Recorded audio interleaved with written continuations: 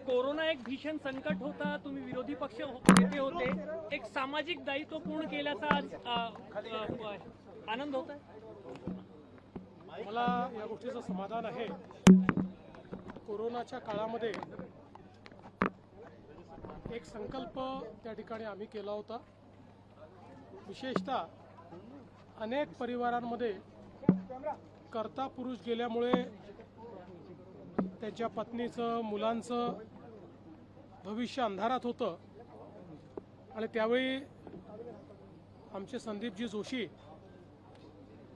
हे सिद्धिविनायक फाउंडेशनच्या वतीनं पुढे आले आणि त्यांनी घोषणा केली की अशा परिवारांचं पालकत्व हे आम्ही स्वीकारू। जवळपास 293 परिवार हे रजिस्टर झाले। मी देखील तेव्हा त्यांना सांगितलं की यापैकी 100 परिवारांचं पालकत्व हे मी देखील त्या ठिकाणी स्वीकारेल। त्यांनी स्वतः कोरोनापासून आजपर्यंत त्या परिवारांचं शिक्षण असेल, त्यांच्या इतर सगळ्या गोष्टी असतील, या सगळ्या गोष्टींकडे त्यांनी लक्ष दिलं आणि आज त्यापैकी एका एकल मातेचं विवाह या ठिकाणी झालेला आहे। प्रीती ही जी आमची मुलगी आहे तिचा विवाह आज शिवम यांच्यासोबत झालेला आहे आणि पुढच्या काळामध्ये जवळपास या सगळ्या परिवारांमध्ये मिळून 300 मुली आहेत। त्या सगळ्यांचा विवाह होतपर्यंत ही सगळी जबाबदारी संदीपजींच्या नेतृत्वात आम्ही स्वीकारलेली आहे। आज या विवाहाचं अतिशय समाधान आहे, कारण अतिशय कमी वयामध्ये अशा प्रकारच्या घटनेला प्रीतीला सामोरं जावं लागलं आणि आज एक स्थैर्य त्यांच्याही जीवनात येत आहे, ही आनंदाची गोष्ट आहे। आणि मला असं वाटतं की हे जे काही कार्य आहे हे कार्य करताना खरोखर अतिशय समाधान मला वाटतं आणि याकरता संदीप जोशीजी यांचं विशेष आणि मनापासून अभिनंदन करतो। महाराष्ट्र सरकारनं ज्या पद्धतीने यापूर्वी आई वडील ज्यांना नाही, अनाथ मुलं जे आहे, आरक्षणासंदर्भामध्ये एक निर्णय घेतला होता। कोविडमध्ये जे लोक अनाथ मुलं असतील त्यांच्या आरक्षणासाठी महाराष्ट्र सरकारनं ज्या पद्धती योजना आणली आहे त्या संदर्भात काय सांगा? महाराष्ट्र सरकारने अनाथ मुलांकरता 1% आरक्षण हे त्या ठिकाणी दिलेलं आहे आणि आता मोठ्या प्रमाणात त्यातनं नियुक्त्या होत आहेत आणि ही पण समाधानाची बाब आहे की अतिशय गरीब, अनाथ आणि अनेक वेळा तर अनाथ आश्रमातच ज्यांना राहावं लागतं, नातेवाईक देखील कोणी काळजी घ्यायला नाही, अशीही मुलं आणि मुली ज्यावेळी मेहनत करून परीक्षा देऊन या आरक्षणामुळे त्यांना संधी मिळते आणि सरकारी नोकरीमध्ये ते जातात, ते बघितल्यानंतर खरोखर मनाला समाधान होतं। मध्यंतरी अशा काही आमच्या मुलामुलींचं एक मी संमेलन देखील घेतलं होतं आणि त्यांची प्रत्येकाची जी कथा होती ही अतिशय प्रेरणादायी होती। संघर्षातनं माणूस काय करू शकतो हे पाहताना मला खूप समाधान वाटलं। कांग्रेस कार्यसमिति ने एक ठराव पारित किया है जिसमें उन्होंने कहा कि वंदे मातरम के 2 ही पैरा अब उनके कार्यक्रमों में गाए जाएंगे। देखिए, ये संविधान विरोधी इस प्रकार का निर्णय है। इसका कारण अब भारत में अंग्रेजों का राज नहीं है और भारत में स्वतंत्र भारत की संसद ने जो निर्णय लिया वो निर्णय संवैधानिक होता है और स्वतंत्र भारत के जो हमारी पार्लियामेंट है उसने लिए हुए निर्णय को हम नहीं मानेंगे, गुलामी की परंपरा को कायम रखेंगे। हम हमेशा कहते थे ये मानसिक गुलाम है, इन्होंने अपनी मानसिक गुलामी और संविधान की खिलाफत, ये दोनों चीजें इससे हमारे सामने प्रस्थापित हो। केंद्रीय मंत्र्यांनी आता दर आठवड्याला किंवा ठराविक कालावधीनंतर विद्यापीठांमध्ये जावं, जेनझीन सोबत संवाद वाढवण्याचा एक प्रयत्न दिसतो। मला असं वाटतं की हे अतिशय चांगला निर्णय आहे।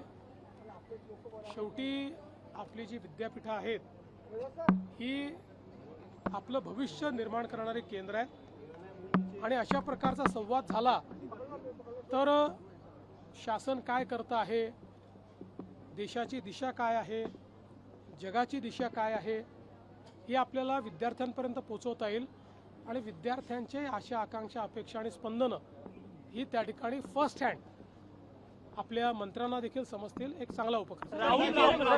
टीडीआर प्रकरणामध्ये आपण आपल्याकडे स्वाधिकार घेऊन कोर्टामध्ये काही याचिका दाखल करण्यासंदर्भात काही विचार आहे का सरकार? कुठला विषय? टीडीआर प्रकरण कुठलं सर 92 लाख लाडक्या बहिणी ज्या अपात्र ठरणार आहे.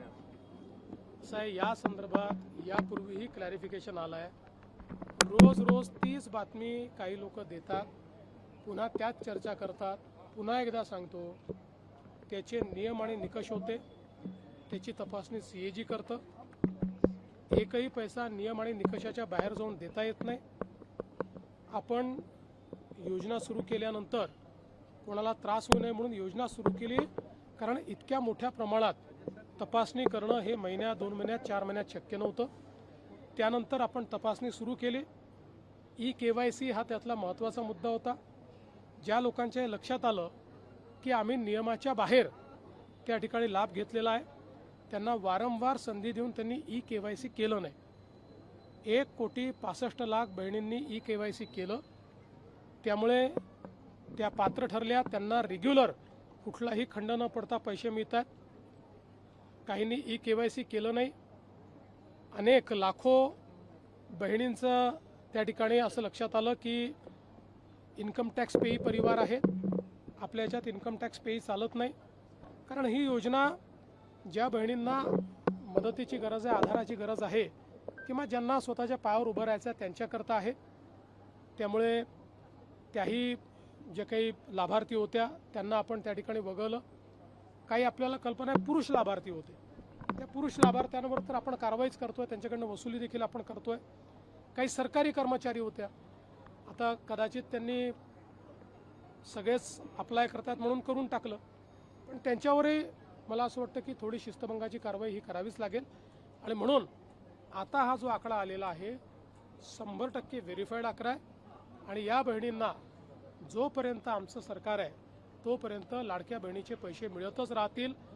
आता हे जे काँग्रेसचे आणि इतर लोक बोलत आहेत, हे तेच लोक आहेत की ज्या लोकांनी लाडक्या बहिणीच्या विरुद्ध कोर्टामध्ये केस केली, हायकोर्टात गेले, रोज शिव्या दिल्या, ही योजना बंद करा म्हणून सांगितलं, आणि आता तेच हिंदीमध्ये मगरमच्छ के आंसू म्हणतायत, तसे मगरमच्छ के आंसू आता हे यांच्या डोळ्यातनं वाहून राहिले. राहुल गांधी पुण्याला येणार आहे, तरुणांशी संवाद, राहुल गांधी पुण्याला येऊन तरुणांशी संवाद साधणार आहे.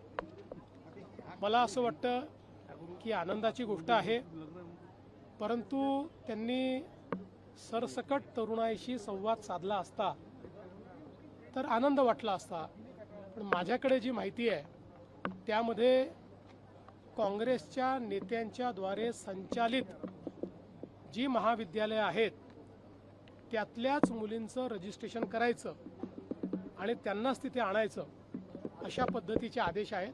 पण ठीक आहे, त्याही आपल्याच मुली आहेत, त्यांच्याशी संवाद साधला तरी आनंद. उच्च शिक्षण घेणाऱ्या मुलींना 2,000 रुपये महिना.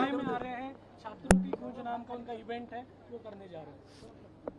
देखिए, छात्रों की गूंज है या राहुल गांधी अपनी जमीन तलाश रहे हैं, ये तो मैं नहीं जानता, लेकिन जो मुझे जानकारी है अगर वो एक ओपन इस प्रकार का इवेंट करते तो शायद ये छात्रों से संवाद होता. अभी पूना और पूना के आसपास जितनी कांग्रेसियों की संस्थाएं हैं, शिक्षा संस्थाएं, उन संस्थाओं की ही लड़कियों को रजिस्टर करना, इस प्रकार का आदेश दिया गया है. उनका ही रजिस्ट्रेशन करके उनको ही वहाँ पर एंट्री मिलने वाली है. तो कुल मिलाकर एक कंट्रोल्ड एनवायरनमेंट में ये कार्यक्रम होने वाला है. और जो आइडियोलॉजी को मानते हैं ऐसे ही लोग वहाँ आए, ऐसा प्रयास होने वाला है. इसलिए छात्रों की गूंज हम इसको कहेंगे, लेकिन उसके साथ साथ कांग्रेसियों के माध्यम से जिनको बुलाया गया उनके साथ ये मोनोलॉग है, ऐसा मैं कहना चाहूँगा. मुख्यमंत्री सरकारी भूखंड वाटपाच्या संदर्भात मोकळा झाला, त्यावर नवीन धोरण बंदी उठवली आहे. नाही, मला माहित नाही कुठली बंदी. वंदे मातरम संदर्भात काय सांगाल? काँग्रेसने ठराव केलेला आहे मराठीमध्ये. काँग्रेसची गुलामगिरीची मानसिकता आणि संविधानाचा विरोध हा स्पष्ट झालेला आहे. खरं म्हणजे हा काही इंग्रजांचा भारत नाही. भारतरत्न डॉक्टर बाबासाहेब आंबेडकरांनी संविधान तयार केलं.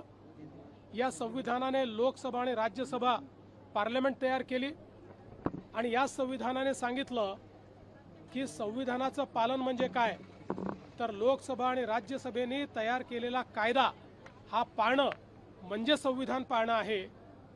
आणि आता त्याच दोन्ही सभागृहांनी घेतलेला निर्णय काँग्रेस म्हणते आम्ही मानणार नाही.